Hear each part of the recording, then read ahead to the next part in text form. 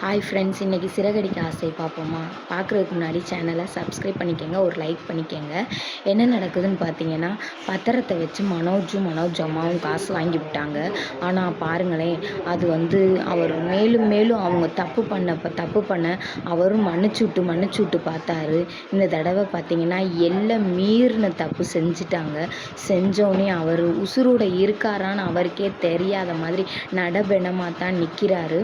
எனக்கு நீங்கள் இப்போ என்ன சொல்கிறீங்க, எனக்கு இப்போ 48 லட்சம் காசு கொடுக்குறீங்களா, இல்லை வீடை ஜப்தி பண்ணவா அப்படின்னு சொல்லி அவர் காசு கேட்குறாரு.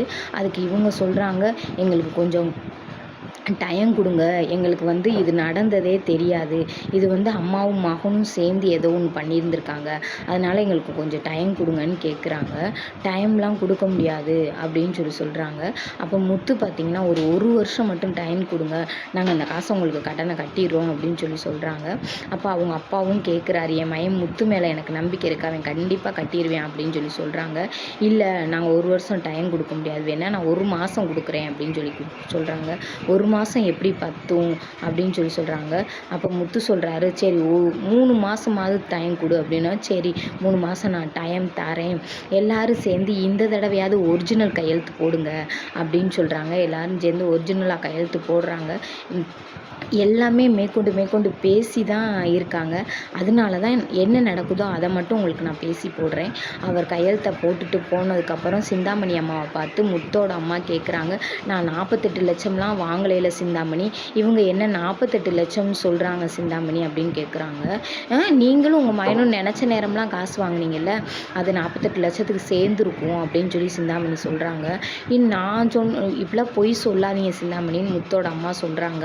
நீங்கள் சொன்ன பொய்யோடையா நான் சொல்லியிருக்கேன், கட்டின புருஷன் இருக்கையில் தான் மகனை வச்சு கையெழுத்து போட்டிருக்கீங்க, அதுக்கா நான் சொல்கிறேன் அப்படின்னு சொல்கிறாங்க. அப்புறம் முத்தோட அப்பாட்ட போய் முத்தோட அம்மா பேச போகிறாங்க. ஒரு அடி கன்னத்தில் அடிச்சுட்டு, இதுக்கு மேலே என்கிட்ட பேசணும்னு நினச்சா நான் என்ன செய்வேனே தெரியாது அப்படின்னு சொல்கிறாங்க. இனிமேல் என் மையம் முத்து பார்த்துக்குவேன், எதாக இருந்தாலும் என் முத்து பார்த்துக்குவேன் அப்படின்னு சொல்கிறாங்க. மனோஜை கூப்பிட்டு, மனோஜ் இனிமேல் இந்த வீட்டில் சொத்தில் 4 பங்காக போடுவேன்னு நினச்சேன், இனி 3 பங்கு தான், அது முத்துக்கு தான் ஓம் பங்கும் சேரும் அப்பா அப்படின்றப்பல. என்ன அப்பா அப்படின்னோடனே அந்த இதை முடிச்சுட்டு அவர் மனசு வெறுத்து போய் ஏதாவது பண்ணிக்கலாம்னு கூட நினைக்கிற அளவுக்கு அவங்க அம்மா பண்ணது மன கவலையில் உட்காந்துருக்காங்க. காலையிலேருந்து எதுவுமே சாப்பிடல, ஒரு பாலாச்சும் குடிங்க அப்படின்னு சொல்கிறாங்க. நான் ஏன் உசுரோட இருக்கேனே தெரியல, இனி பாலில் வேற நீ விஷம் போட்டு கொடுக்குறேன்றியா அப்படின்னு. இப்படியெல்லாம் பேசாதீங்க, எனக்கு ரொம்ப மனசு சங்கட்டமாக இருக்குது, உங்கள்கிட்ட இனிமேல் இப்படித்தான் பேசணும் அப்படின்னு சொல்கிறாங்க. இங்கே முத்து மீனாவும் முத்து சோகமாக இருக்கிறத பார்த்து, சோகமாக இருந்தால் காசு வராதுங்க, இதுக்கு நம்ம ஏதாவது ஒரு பிளான் பண்ணி நம்ம சம்பாதிக்கணுங்க. இவ்வளவு நாளாக பிளான் பண்ணுறோம், மாடியில் வீடு கட்ட முடியல, இந்த 48 லட்சத்தை எப்படிங்க நம்ம கண்டுபிடிப்போம் அப்படின்னு சொல்லி சேமிப்போம் அப்படின்றாங்க.